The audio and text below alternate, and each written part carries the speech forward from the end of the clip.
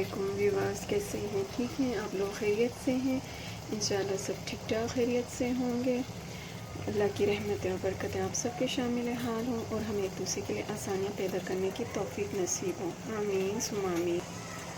آج شام کی چائے بنا رہی ہوں میں، کچھ مہمان آئے ہیں تو چائے بنانے لگی ہوں، اور پانی میں نے پہلے چڑھا دیا تھا سمپل جیسے ہم چائے بناتے ہیں پانی میں۔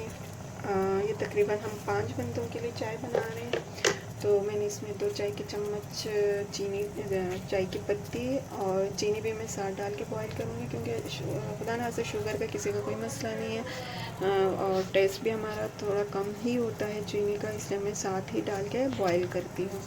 تھوڑی دیر میں اس کو بوائل کرنے کے لیے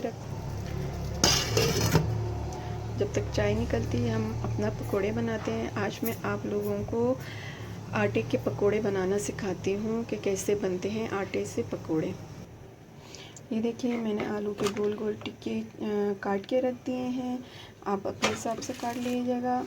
میں نے اس کے اوپر سے کیا ہے جسے ہم یہ پیاز وغیرہ کرتے ہیں، تو اسی سے میں نے کاٹا تھا۔ تو اب آپ دیکھیں یہ ہے میں نے آٹے کی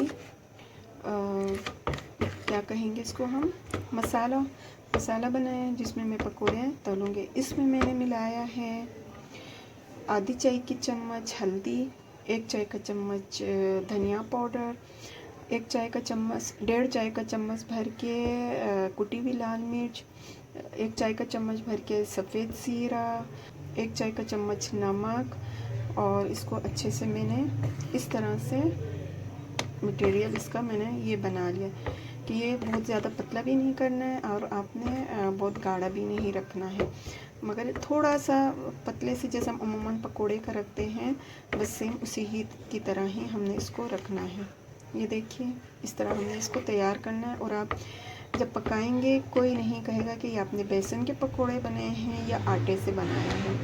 یہ عام گھر کا آٹا ہے، چاہے آپ میدے کا بنا لیں، چاہے گھر کی جو ہم روٹیاں ہم بناتے ہیں آٹا اس کا ہے، یا لال آٹا لیں، کوئی سا بھی ہو کوئی مسئلہ نہیں ہے۔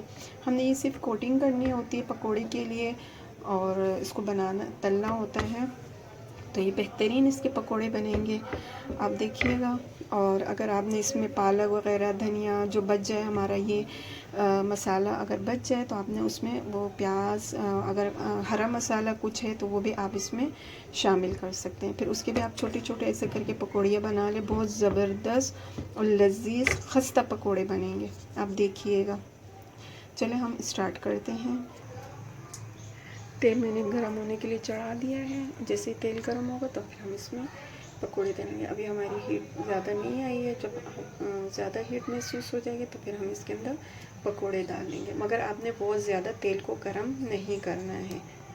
اور یہ ہماری چائے اور سموسے پکوڑے آپ دیکھ سکتے ہیں کتنے اچھے پکوڑے بنے ہیں، کتنے خستے اور اچھے ہیں، اور باقی جو بچ گئے تھے اس کے میں نے یہ بنائے، دیکھیں کتنے پھولے اور اچھے بنے ہیں، تو آپ بھی اسی طرح بنائیے گا۔